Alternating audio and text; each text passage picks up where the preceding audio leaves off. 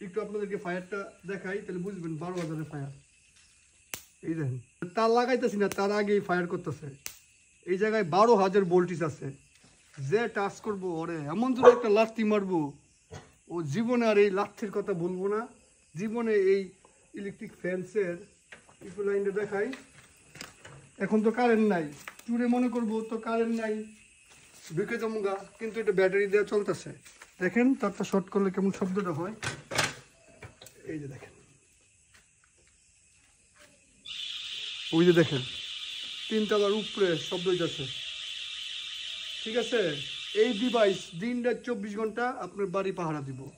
চোর যদি মনে করে যে আমি রাত্রেবেলা কারেন্ট গেলে ঠুস করে ঢুকে পড়বো, তাহলে তারে একটা শর্ট মারবো, এই শর্ট মাইরা ওরে 3 হাত দূরে ফেলাইবো। ওর জীবনে এই শর্টের কথা বলবো না।